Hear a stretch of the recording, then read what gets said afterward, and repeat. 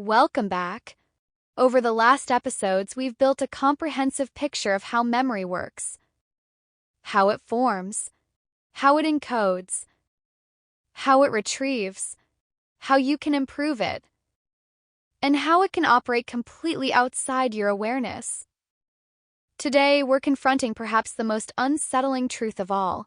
You can have vivid, confident memories for events that never happened. Not forgetting, not misplacing, not being a little fuzzy on the details. Full-blown, emotional, detailed memories of things that never occurred. And here's the scariest part. These false memories feel exactly like real ones. You cannot tell the difference. Neither can anyone else. Let's get started. Part 1. The phenomenon. What are false memories? False memories are exactly what they sound like. Memories for events that did not happen. They can be small, remembering you said eggs when you didn't. Or they can be massive, remembering being kidnapped, remembering childhood abuse that never occurred, remembering meeting a cartoon character at Disneyland who couldn't possibly have been there. The key is this: these memories feel indistinguishable from real memories.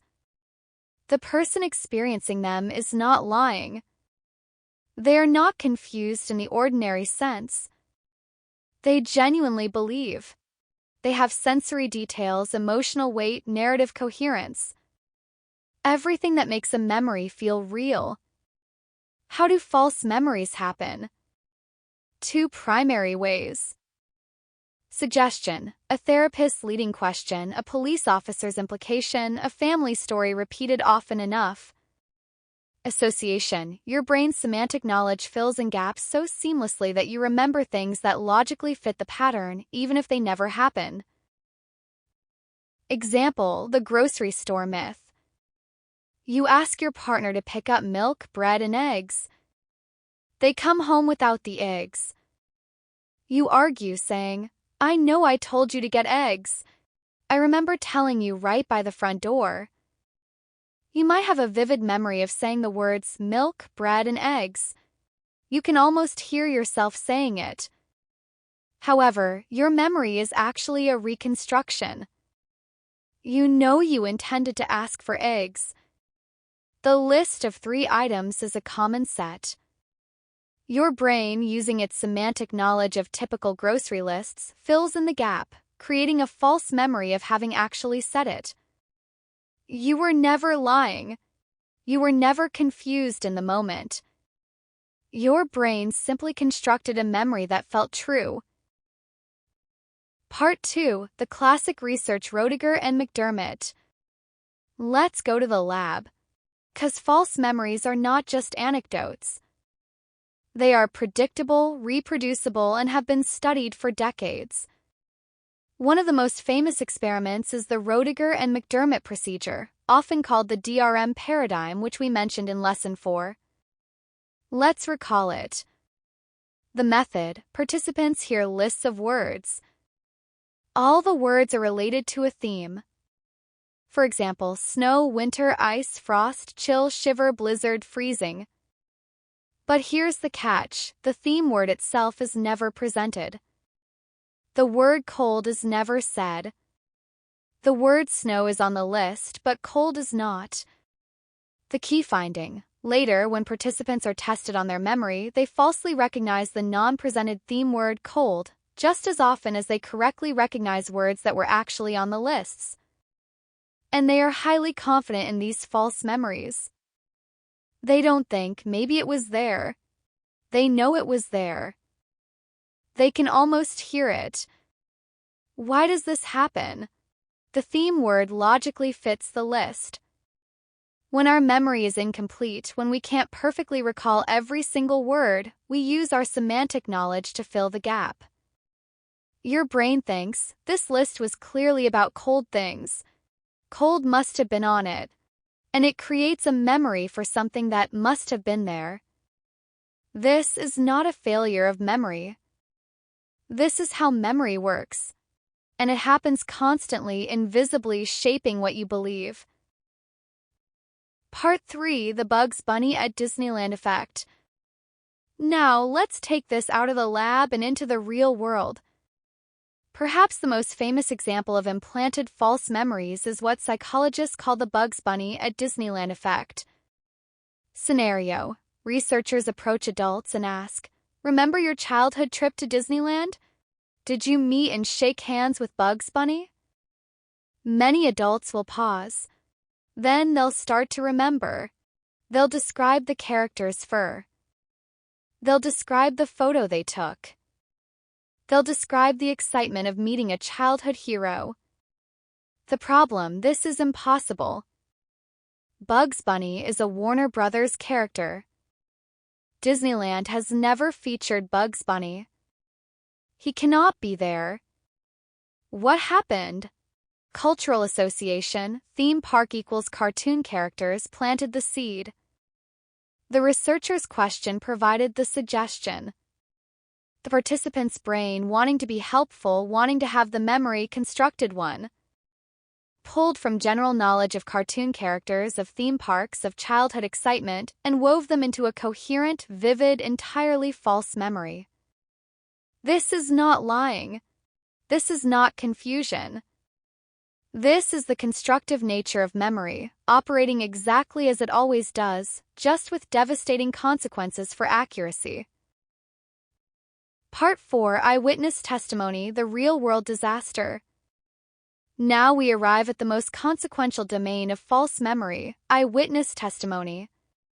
Because false memories are not just laboratory curiosities. They send innocent people to prison. They destroy lives. And they do so because judges, juries, and even witnesses themselves have no idea that a confident, detailed memory can be completely wrong. The core problem: eyewitness testimony is notoriously unreliable. Memory is not a perfect recording. It is reconstructive, like evidence that can be contaminated. And once contaminated, there is no way to tell what was original and what was added. The statistics: DNA evidence has exonerated hundreds of wrongfully convicted people. In more than 70% of those cases, faulty eyewitness testimony was a contributing factor. Not lying witnesses. Not malicious witnesses. Confident, sincere, mistaken witnesses. Example: the stop sign that became a red light. A witness sees a car accident. Later, they tell police. The car sped through the intersection. It hit the other car that was going through the green light. In court, they testify with absolute certainty. "I saw the car run a red light." The reality: there were no traffic lights at that intersection. Only a stop sign.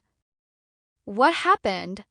The theme of the event was running a signal, dangerous driving, ignoring traffic controls. The brain, when reconstructing the memory, substituted the specific detail with the more typical and schema-consistent detail. The memory became more coherent, more right, and entirely false. Part 5: Factors that contaminate memory. So, what makes eyewitness memory so vulnerable? Researchers have identified multiple factors, some within the legal system's control, some not. Estimator variables are factors outside legal control that hurt accuracy. First, brief exposure, the doorway effect.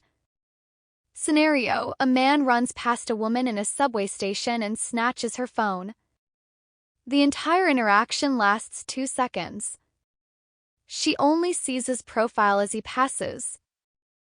Result: at the lineup, she confidently picks a man who looks vaguely like the silhouette she saw.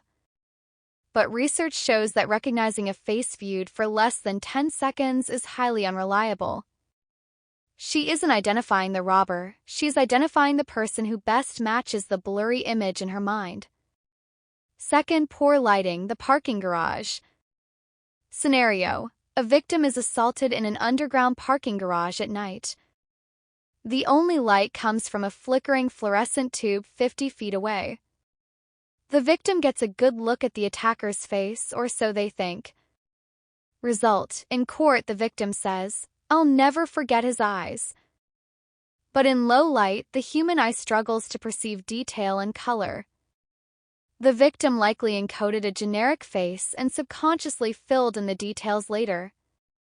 Third, high stress, the armed robbery. Scenario: a bank teller stares down the barrel of a gun during a robbery. Her heart is pounding, her focus is narrowed, she is terrified. Result: later, she cannot remember if the robber had a tattoo or what his voice sounded like. The Yerkes-Dodson law explains this. Extreme stress impairs memory encoding. She remembers the gun and the fear. But the specific features of the robber's face were not properly stored because her brain was in survival mode, not recording mode. Lastly, weapon focus. When a weapon is present, witnesses focus on the weapon, not the face. They can describe the gun in detail. The face? Gone. Part 6. System Variables: How Police Procedures Create False Memories. Now, here's where it gets even more troubling. Some factors that create false memories are within the system's control, and they often make things worse. The misinformation effect. Information introduced after an event can alter or contaminate the original memory. The classic example, asking how fast were the cars going when they smashed into each other, leads people to recall higher speeds than if you use the word hit. The word smashed plants the idea of greater impact, and the memory adjusts accordingly. Example: the administrator influence. A child witnesses a car theft. An officer shows photos one at a time, a sequential lineup. The officer knows who the suspect is. When the officer shows a filler photo, he is relaxed. When he shows the actual suspect, he subconsciously holds his breath or leans forward slightly. Result: the child notices this cue. When the suspect photo appears, the child thinks, "This must be the one because the officer reacted." The child identifies the suspect.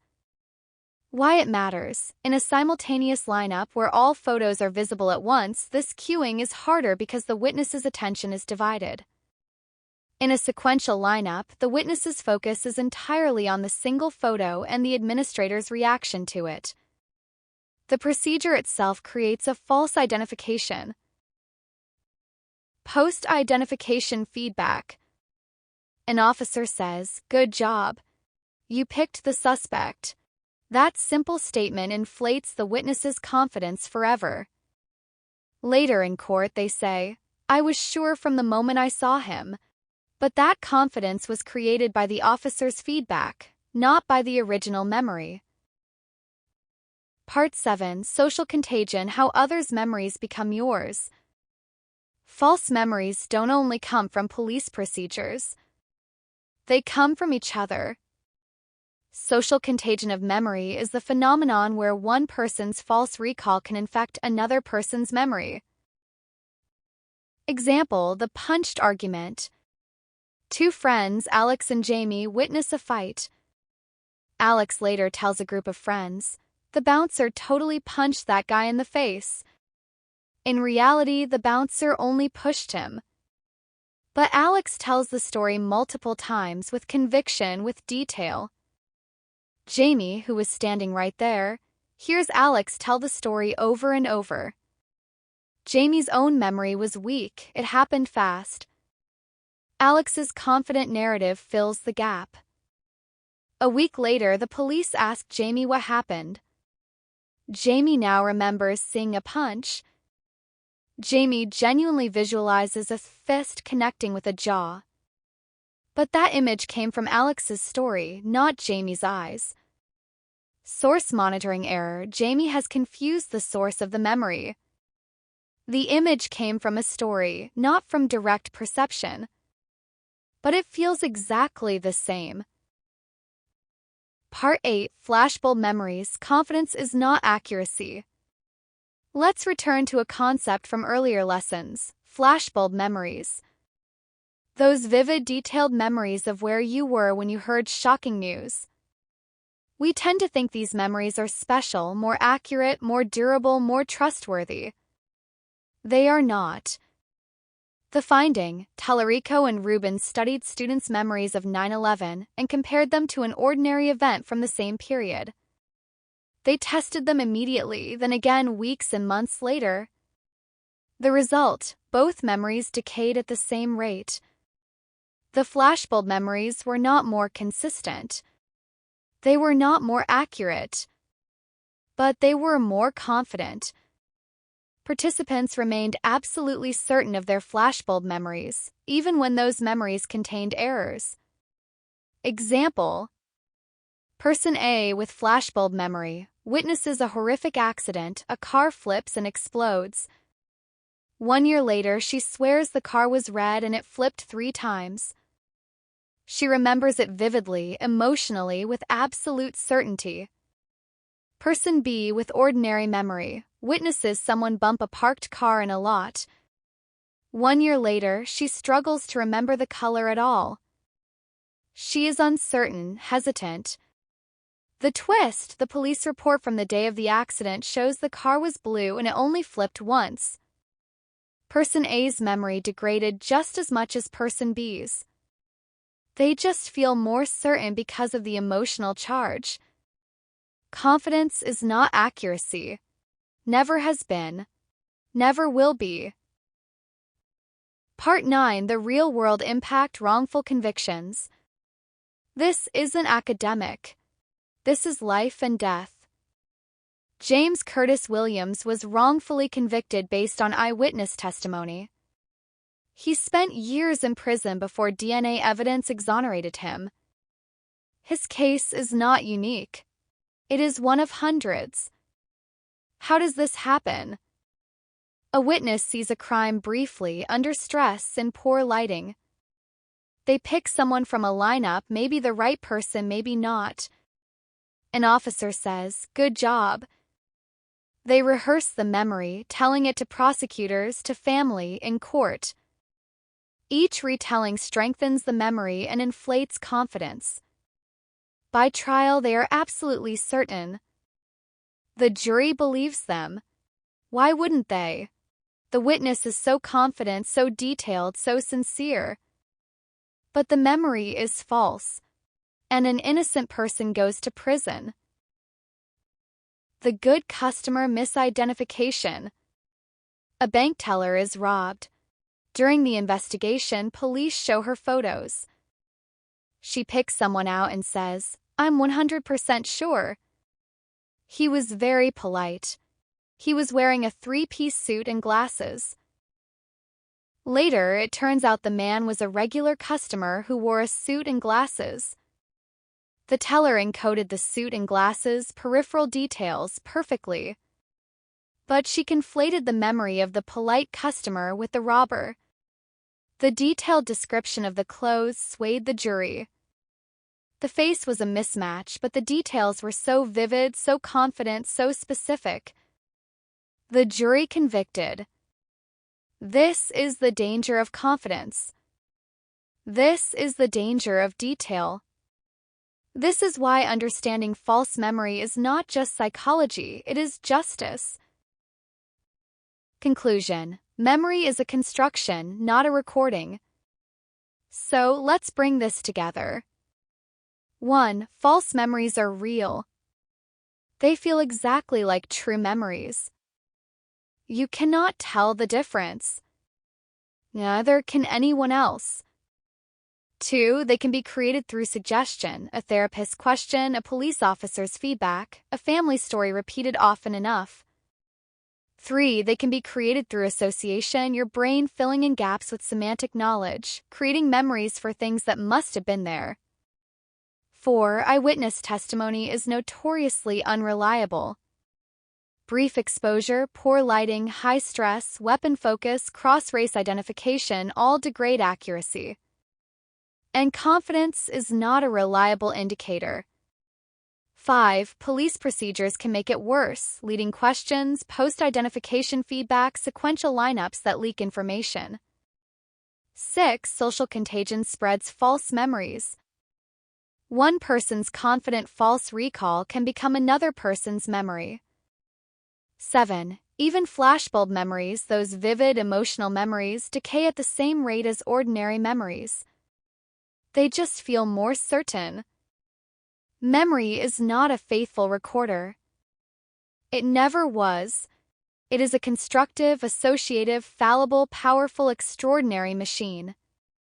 It gives you your identity, tells you who you are.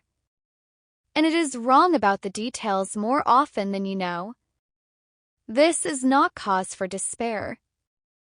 It is cause for humility, for curiosity, for paying attention, for demanding better from our legal system, for understanding that a confident witness is not necessarily an accurate one. Thank you for joining me on this 9-part journey through memory science. We've covered formation, encoding, misconceptions, retrieval, practical improvement, unconscious influences, and now false memories. Be curious, be humble, and pay attention to the stories your mind tells you. Some of them may be true, some of them may be yours, and some of them were never there at all. See you next time.